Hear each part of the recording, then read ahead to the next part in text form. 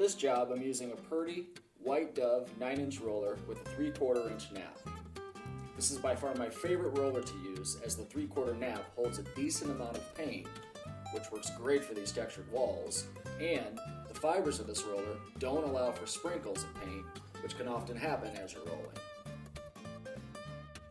The length of the roller is dependent on the size of the room.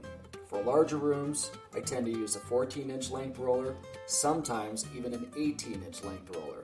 But for this particular room, a 9-inch will work just fine.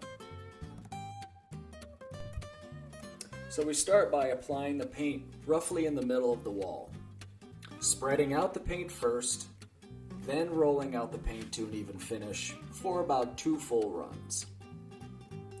Now I don't want to dry roll, so the 2 runs is an adequate area to roll relative to the amount of paint that the roller holds.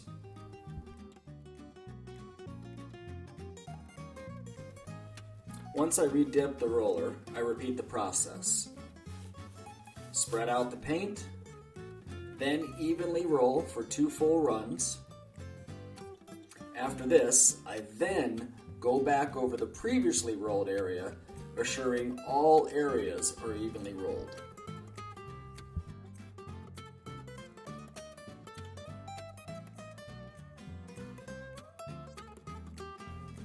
Once again, repeating the process.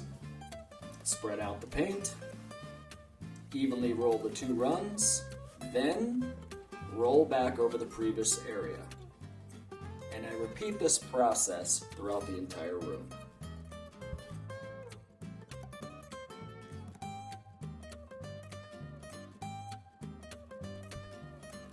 Spread it out, roll it out, then evenly roll the previous area out.